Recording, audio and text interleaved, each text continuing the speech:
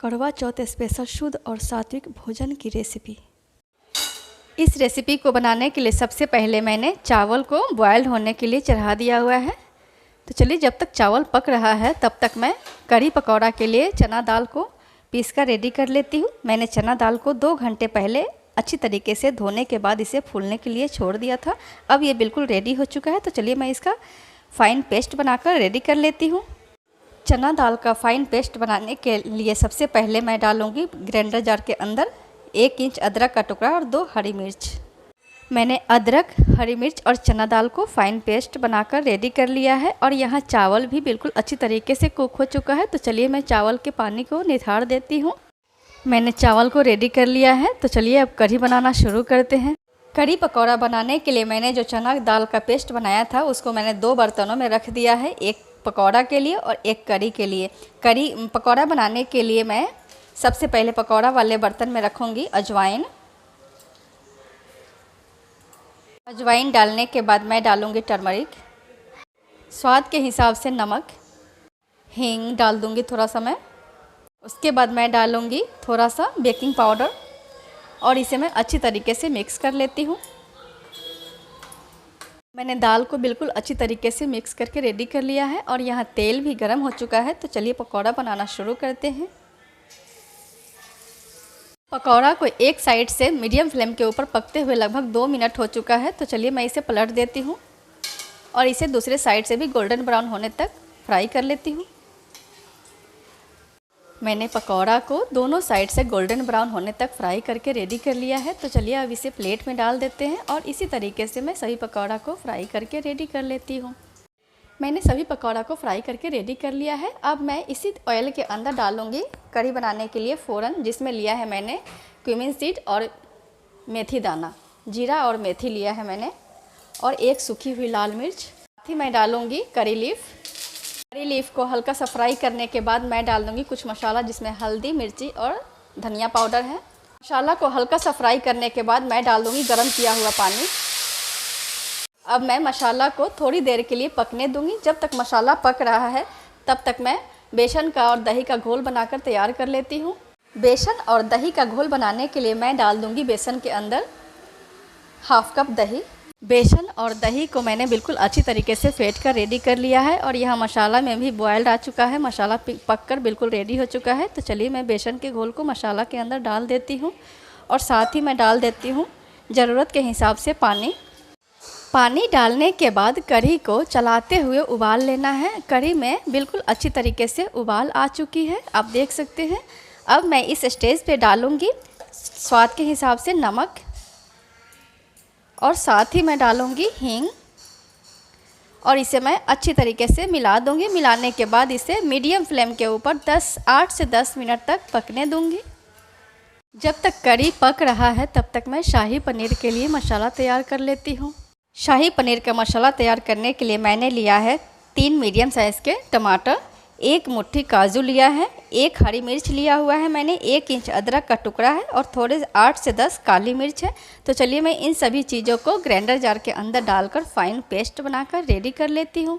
मैंने टमाटर का पेस्ट बनाकर रेडी कर लिया है और यहाँ कढ़ी को पकते हुए भी लगभग 8 मिनट हो चुका है। तो अब मैं इसके अंदर डाल दूँगी फ्राई किया हुआ पकौड़ा।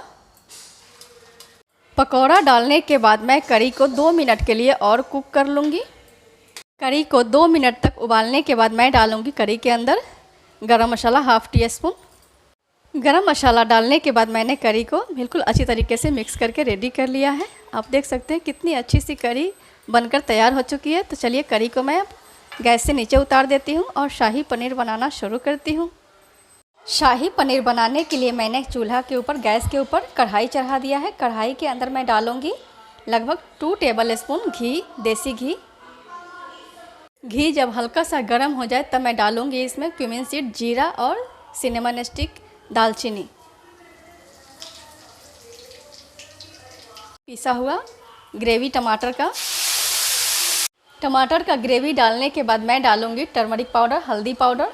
साथ ही मैं डाल दूँगी शाही पनीर मसाला लगभग 1 टेबल स्पून जितना और साथ ही मैं डाल दूँगी स्वाद के हिसाब से नमक। नमक डालने के बाद मैंने मसाला को बिल्कुल अच्छी तरीके से लो टू मीडियम फ्लेम के ऊपर भूनकर रेडी कर लिया है। अब मैं इसके अंदर डाल दूंगी मिल्क। दूध डालने के बाद जब ग्रेवी में अच्छी तरीके से उबाल आ जाए तब मैं डालूंगी पनीर। साथ ही मैं डालूंगी कोरिएंडर लीफ। कोरिएंडर लीफ डालने के बाद मैं डाल दूंगी ड्राई रोस्ट किया हुआ कसूरी मेथी, जिसको हाथ से मैं मसलते हुए डालूंगी और इसे मैं अच्छी तरीके से मिक्स कर लूँगी। पनीर डालने के बाद मैंने सब्जी को बिल्कुल लो फ्लेम के ऊपर 2 मिनट के लिए कुक कर लिया है। अब ये बिल्कुल रेडी हो चुका है, तो चलिए मैं इसे गैस से नीचे उतार देती हूँ और पूरी बनाना शुरू करती हूँ। मैं अजवाइन का खस्ता पूरी बनाने के लिए मैंने लिया है व्हीट फ्लावर और इसमें मैं डालूँगी अजवाइन कैरम सीड। साथ ही मैं डालूँगी स्वाद के हिसाब से नमक सॉल्ट।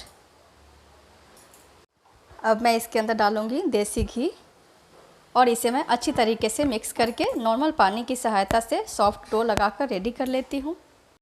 मैंने बिल्कुल सॉफ्ट आटा लगाकर रेडी कर लिया है। अब मैं इसे ढक दूँगी। ढककर इसको 5 मिनट के लिए रेस्ट करने दूँगी। आटा को रेस्ट करते हुए 5 मिनट हो चुका है, तो चलिए अब इसका पूरी बेल कर तैयार कर लेते हैं। मैंने आटे का छोटा छोटा पेड़ा बनाकर रेडी कर लिया है, तो चलिए अब इसमें हम हल्का सा तेल लगाकर इसका पूरी बेल कर रेडी कर लेते हैं।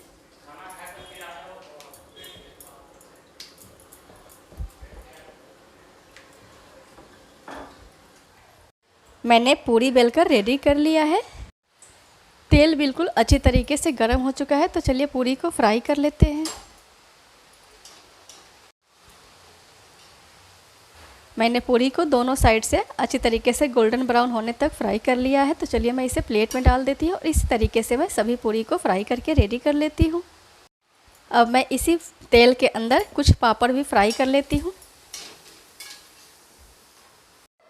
इस तरह मैंने करवा चौथ स्पेशल शुद्ध और सात्विक भोजन को सर्व कर दिया है। मैंने सर्व किया है राइस, स्टीम राइस जो मैंने बनाया था, और अजवाइन की खस्ता पूरी, पापड़, शाही पनीर की सब्ज़ी है, करी पकौड़ा है, और पकौड़ा जो मैंने करी के लिए बनाया था उसी से मैंने दही बड़ा भी बनाकर रेडी कर लिया है। साथ ही मैंने धनिया और पुदीना की चटनी को सर्व किया है। तो इस तरीके से मैंने प्रॉपर करवा चौथ का थाली रेडी कर लिया है। प्लीज़ आप मेरे तरीके से एक बार इस रेसिपी को बनाकर ज़रूर ट्राई करें। मुझे पूरा विश्वास है आपको ये रेसिपी बहुत ज़्यादा पसंद आएगी। अगर आपको मेरी ये रेसिपी अच्छी लगे तो प्लीज़ आप मेरे इस रेसिपी को एक लाइक करें, मेरे इस चैनल को सब्सक्राइब करें तथा बेल आइकन को भी प्रेस करें, ताकि मेरी हर आने वाली एक नई और हेल्दी रेसिपी आप तक पहुँच सके। Thank you for watching.